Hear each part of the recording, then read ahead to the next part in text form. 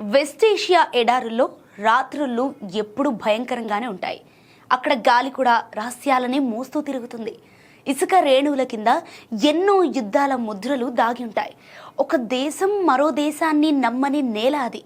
ప్రతి సరిహద్దు వెనుక ఒక భయం ఉంటుంది. ప్రతి ఆకాశ గర్జన వెనుక ఒక కుట్ర దాగి ఉంటుంది. కానీ ఈసారి బయటకు వచ్చిన ఘటన ఏకంగా యావత్ ప్రపంచాన్ని కుదిపేస్తుంది.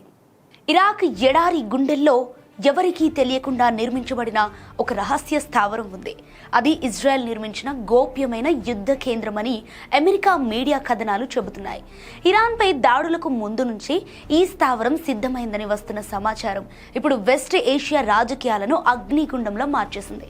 ఇంతకీ ఈ సీక్రెట్ బేస్ను ఇజ్రాయెల్ ఎందుకు నిర్మించింది?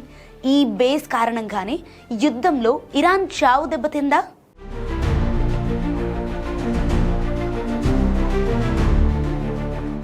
ఇరాక్ సరిహద్దుల్లో విస్తారమైన ఎడారి ప్రాంతం ఉంది.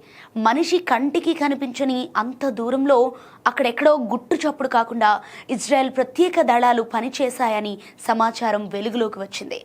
అమెరికా వాల్ స్ట్రీట్ జర్నల్ కథనం ప్రకారం ఈ రహస్య స్థావరాన్ని ఇజ్రాయెల్ యుద్ధానికి కొద్ది కాలం ముందే నిర్మించింది. సో అమెరికాకు కూడా ఈ వ్యవహారం తెలిసినట్టే వార్తలు చెబుతున్నాయి. అయితే అక్కడి నుంచి ఇజ్రాయెల్ యుద్ధ విమానాలకు సహకారం అందించారని అంటున్నారు. అంతేకాదు విమానాలు కూలిపోతే పైలట్లను రక్షించేందుకు ప్రత్యేక బృందాలు సిద్ధంగా ఉన్నాయని సమాచారం.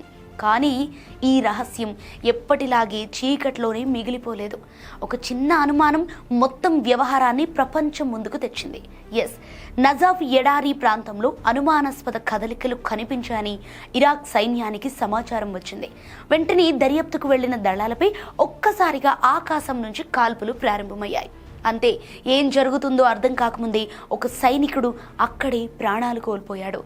మరికొందరు గాయపడ్డారు. ఆ తర్వాత భారీ బలగాలు అక్కడికి చేరుకున్నా ఏమీ కనిపించలేదని ఇరాక్ ప్రకటించింది. కానీ అప్పటికే అనుమానాల మంటలు వ్యాపించాయి.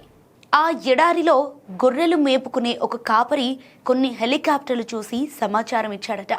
ఆ తర్వాత అతని వాహనం లక్ష్యంగా మారిందని కథనాలు చెబుతున్నాయి. అతను చనిపోయాడని సమాచారం బయటకు రావడంతో ఈ ఘటన మరింత భయంకరంగా మారింది.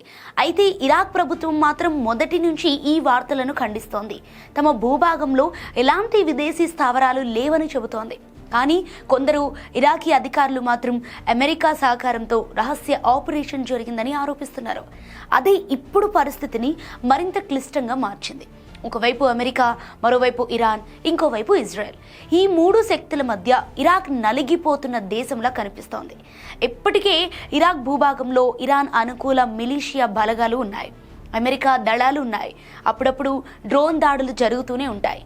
కానీ ఇప్పుడు బయటపడుతున్న పరిణామాల పరిస్థితిని మరో స్థాయికి తీసుకెళ్లాయి. ఎందుకంటే ఇది కనిపించని యుద్ధం కాబట్టి, పత్రికల్లో కనిపించని యుద్ధం కాబట్టి, ఒక దేశం భూభాగాన్ని మరో దేశం రహస్యంగా వినియోగిస్తోందన్న ఆరోపణలు ప్రపంచ రాజకీయాల్లో భారీ ప్రకంపనలు సృష్టిస్తున్నాయి. సో ఇరాన్ కూడా ఈ వార్తలను చాలా సీరియస్గా తీసుకుంది. ఇజ్రాయెల్ ఏ హద్దుల్ని గౌరవించదని ఇరాన్ విదేశాంగ ప్రతినిధి తీవ్ర వ్యాఖ్యలు చేశారు. ఈ వ్యవహారాన్ని ఇరాక్ ప్రభుత్వంతో చర్చిస్తామని ప్రకటించారు. అంటే ఇప్పుడు ఆ వివాదం కేవలం ఒక రహస్య స్థావరం కథగా మిగలలేదు.